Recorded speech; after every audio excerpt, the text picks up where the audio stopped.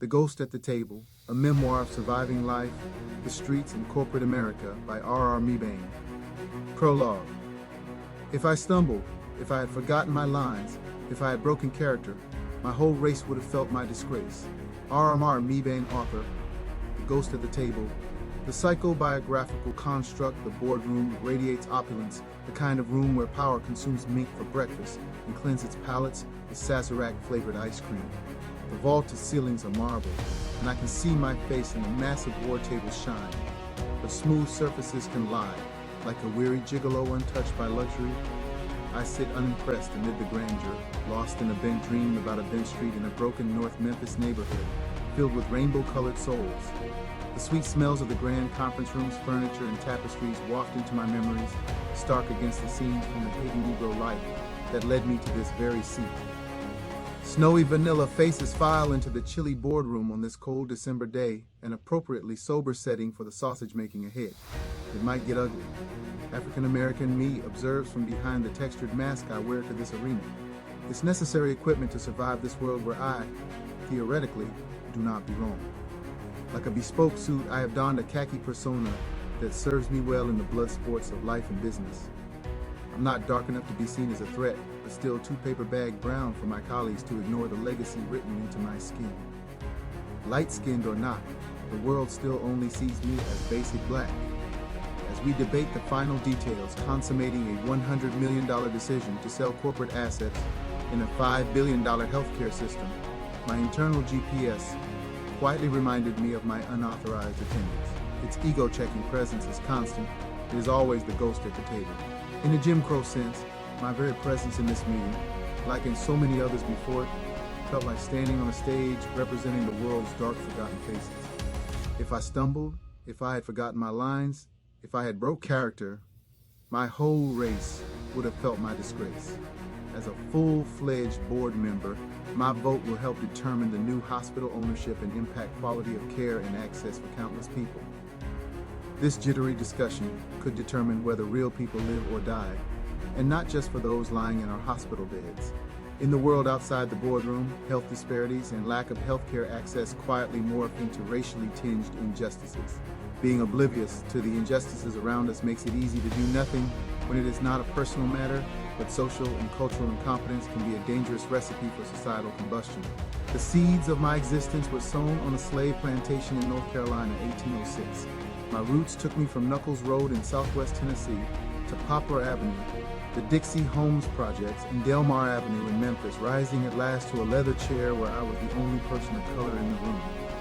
I am not a member of the trust fund gentry. My ancestors probably chopped the wood and hauled the marble that built this room, but I am here nonetheless.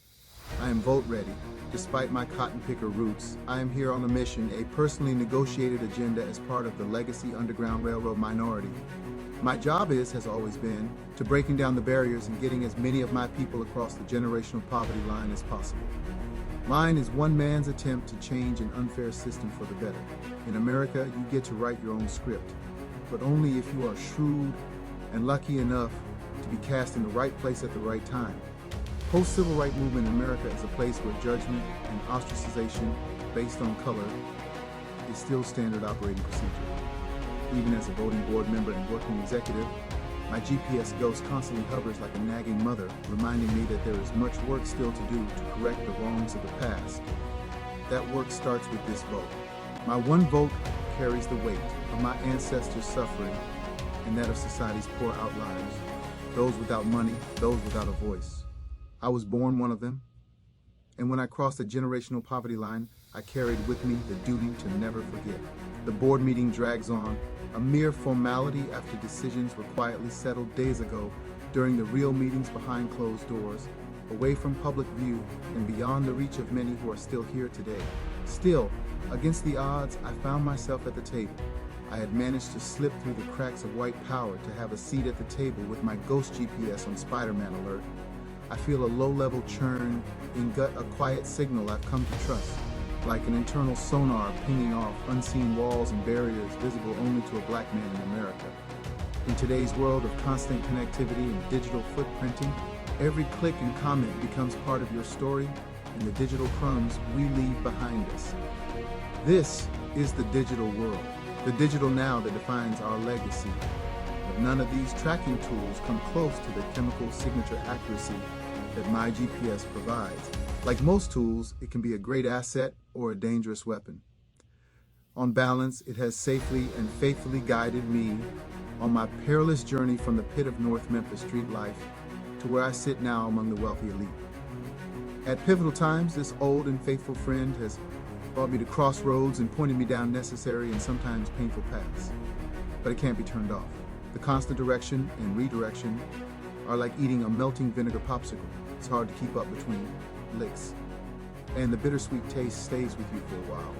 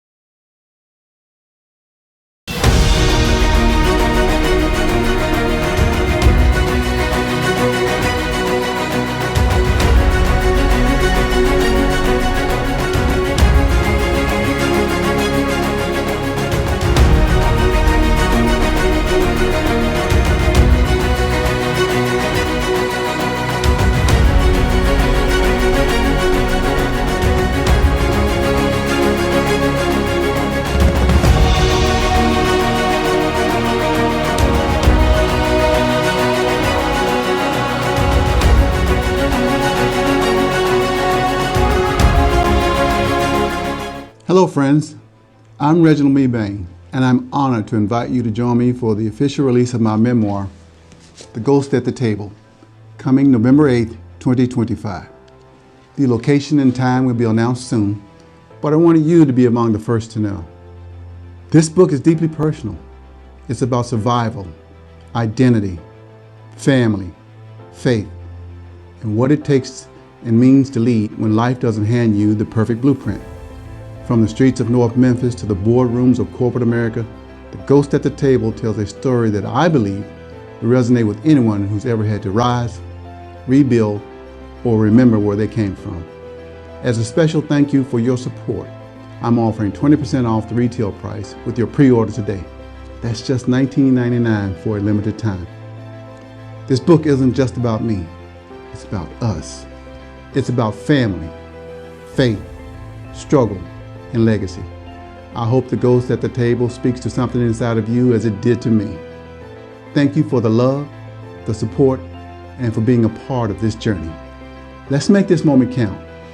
Pre-order now, and I'll see you at the table. And stay tuned for launch event details. We've got something special and something powerful in store. Thank you.